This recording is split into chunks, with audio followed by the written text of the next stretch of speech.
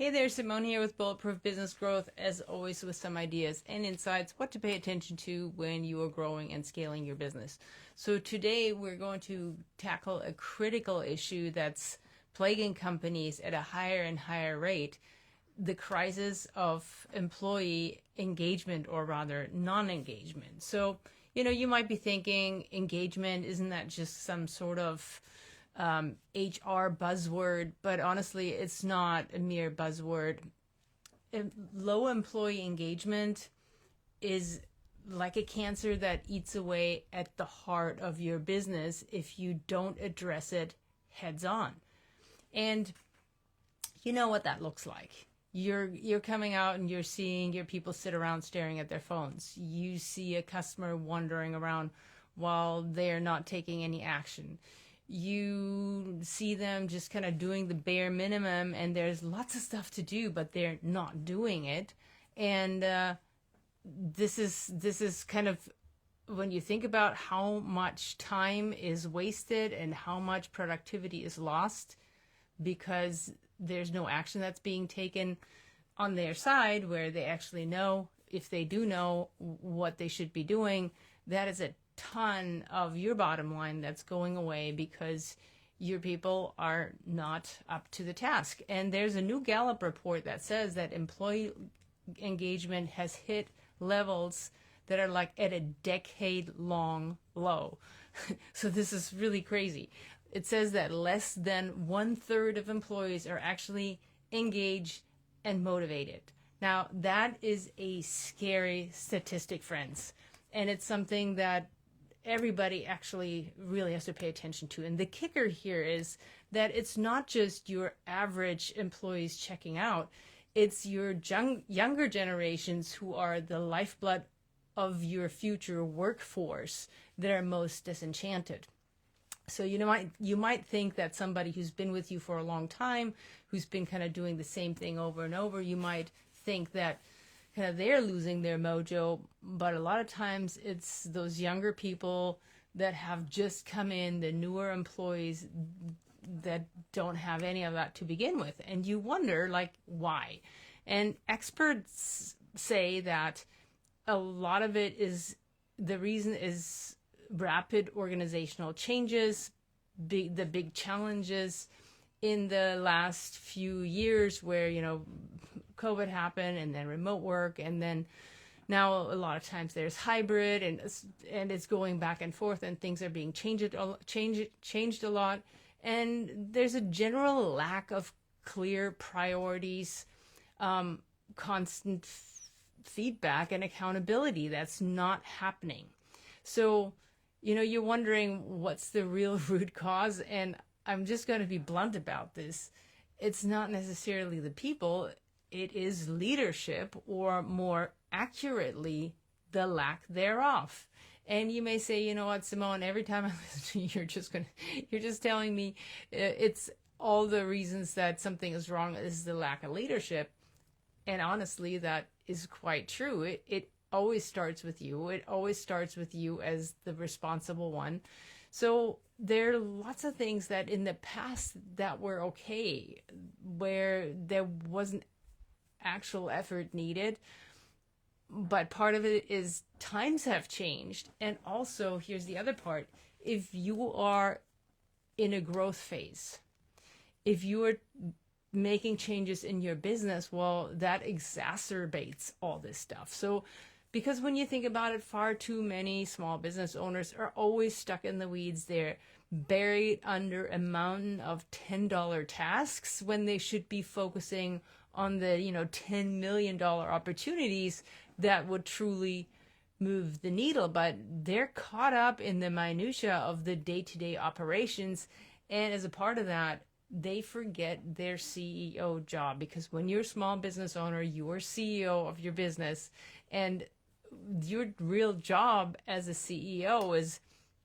leading, inspiring, and cultivating a team that can grow with your company.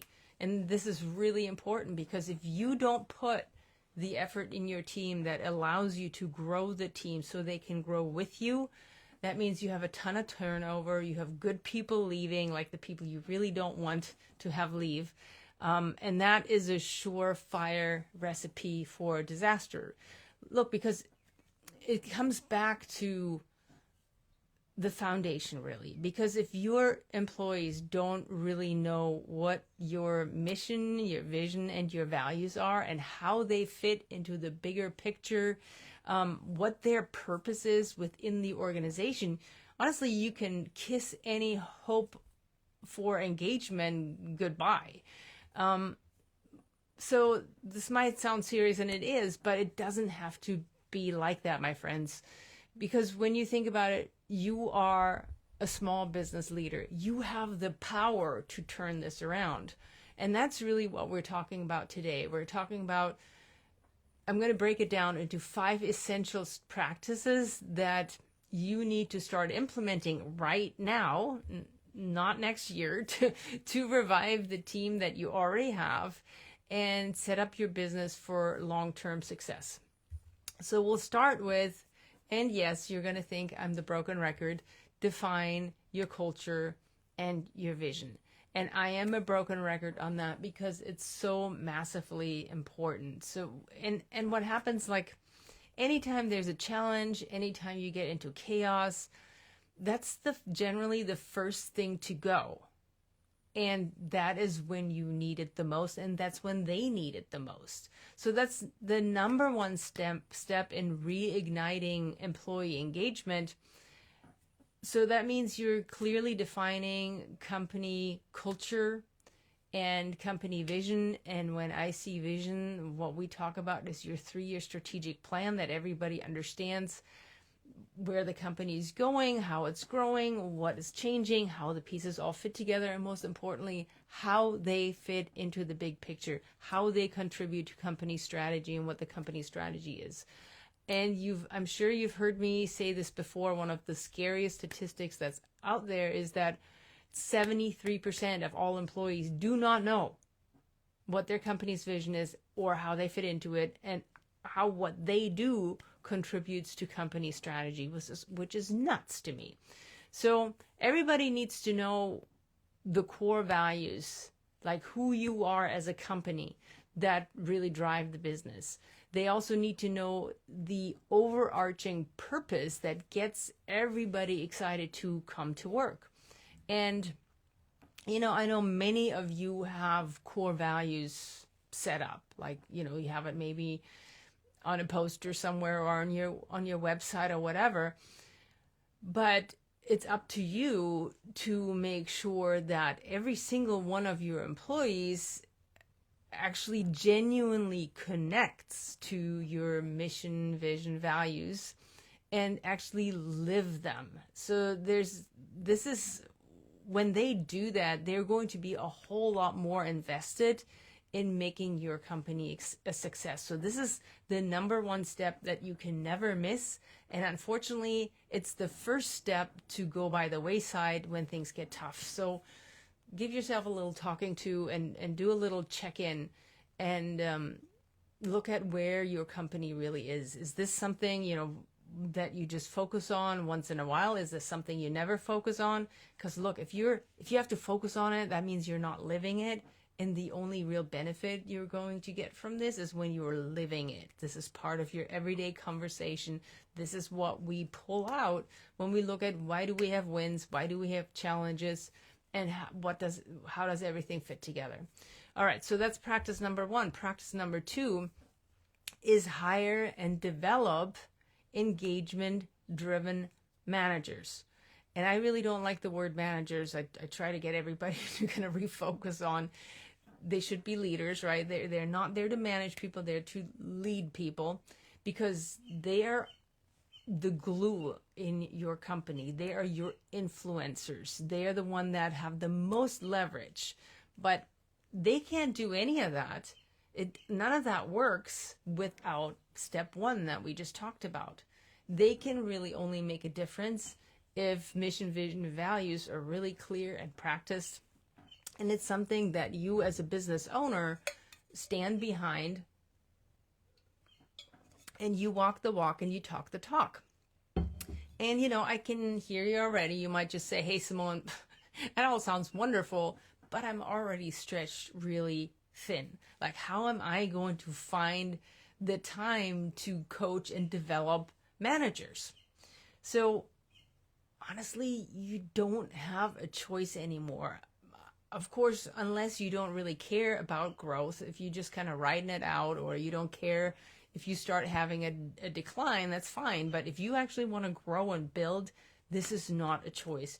Your managers are honestly the linchpins of employee engagement. They set the tone, they provide clarity, they create meaningful connections, they keep the team motivated and invested. So it's like you set this stuff and they practice it and keep it alive, and you model it and then they practice it and keep it alive. So this is really how this should be.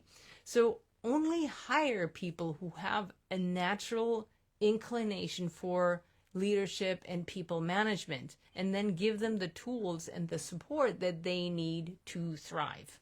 And I want to be really clear about this. It's like a lot of business owners think that A players are these like unicorns that are like born and they just are somehow that. And they're not. A players are not born, they are created. They are created when you have somebody who is bought into your mission, vision, values. When they get the right support, they get the 5 C's, the clarity, the context, the communication. They get everything that they need to help them grow. So they have the important pieces that can make them truly one of the most valuable assets in your business. But that doesn't just happen. It happens when you make it happen, when you put your intention and attention towards that. So that's number 2. Hire people who are the ones who can actually help you do this. And then number 3 is foster really strong employee company connections. I know you know this, but I want to wake you up a little bit. Your employees aren't just cogs in a wheel. They are humans with needs, with inspirations, and a desire to feel valued. Any of you who've been following me for a while, you'll have noticed I talk about human needs theory a whole lot. And it's because it is so important and it's so simple. When you understand how human needs theory works, that gives you a humongous, such a big leg up on most of the other business owners out there. You need to know what makes your people tick. And it's the beautiful thing is it's pretty much the same set of the 6 needs. So needing to feel valued is human need number 3. People need to feel like they matter, and they need to feel like they as people matter and their contribution matters. So you have to make sure that they have a clear understanding how their individual contribution contributes to the bigger picture. And then it's also very important that they get recognized and rewarded for their efforts. So part of that is providing regular feedback, setting achievable goals, creating opportunities for growth and development. Because if they feel like they are an integral part of the team, where they have impact, they have influence, they matter, what they do matters, then magic happens. And that also means they stay and they perform. So that is number 3. Number 4, we want to talk about embrace transparency and accountability. Nothing kills employee engagement faster than lack of transparency and accountability. Your team needs to know what the goals and expectations are, what the company priorities are, and how performance is measured. So that means they need to know how their performance is measured. What does success actually mean? What does that look like? And how do I put this into something tangible where I can know myself? Am I hitting the mark or am I not? And if I'm not getting one-on-ones, if there's no meeting, if there's no feedback, well, how would I ever know? So might as well phone it in and have a lazy day, right? So because this is kind of when things go wrong, they also need to see you taking ownership and leading the charge to fix it. So this is like one of the big steps as a leader. Is like they need to see you doing that. That is when things go wrong on a higher level. Now, if something goes wrong on their account, well, the next part is you have to let them do the same thing for their area of responsibility. So let them actually be responsible and have accountability to fix stuff. And of course, you want to be their mentor and their coach to help them do that if they can't do it on their own, but you definitely don't want to take it over.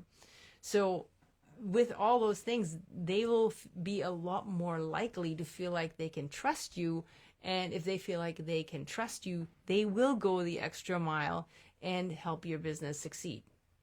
All right, that's number 4. And number 5, and this is a little bit of a dicey one because I'm going to contradict myself a little bit here. Prioritize work-life balance and well-being within your team. Because, look, I'm the first one to say I'm not a huge fan of the proverbial work-life balance. It's not something that can be an expectation. It's a privilege. However, if you are a conscious leader, you have to have this be part of the focus in your culture. Because when people are overwhelmed and burned out, they can't bring inspiration to the job. They can't show up with a higher level thinking. So you have to be reasonable in what you expect from people. Because here's the deal. When the you know what hits the fan, it is all hands on deck. No questions asked, no excuses. That is an expectation. And work-life balance is not something they're entitled to. It is given to them when possible. But here's the thing, for many companies, it's never possible because, quite frankly, it's a shit show and there's always chaos and there's always a fire burning. But it's because the leader didn't plan, they didn't lead, and they didn't organize their business. So this is not the norm. So chaos and all that kind of stuff, it shouldn't be your norm. On a regular day, it should be possible for your employees to go home when they expected to and not work the weekend and not work super long hours. I mean, be real. People are not robots. They have lives and they need to feel like you actually respect that and you support that. So part of that is offering flexible schedules, actually encourage them to take time off and creating a positive work environment that promotes physical and mental well-being. Because look, when people feel cared for and they don't feel like they're just being exploited, they will be at their best and they will be most motivated and most engaged. And look, I get it. As a small business owner, you have 1,000,001 things on your plate all the time. But the truth is, investing in your people and their engagement is not some, extra thing that you're doing or that you're maybe going to do when you have the time to do it. It's an essential part of building a business that can actually grow and thrive. Because look, if your employees are checked out and unmotivated and they're ready to jump ship at the first opportunity, then all the hard work that you're putting in right now is just going to waste anyway. So I'm going to challenge you, take a beat, look at your leadership practices, look where your structure is not there, if it's outdated, or if you've simply been ignoring it. Prioritize your people, empower your leaders, and create an environment where your team feels valued and supported and excited to contribute to the company's success. Because when you do that, honestly, the sky is the limit for what you and your team can achieve. And that's when we keep going back to what you really want is creating a business where your team can run your business without you. And that's only possible when everything is in place that we just talked about. So thank you for tuning in. We have a great new training out there that covers all this in detail. That's super affordable. So go and check it out. It's at bulletproofbusinessgrowth.com/scaling blueprint, all like one word. I'll also put the link into the notes, and I will see you next time.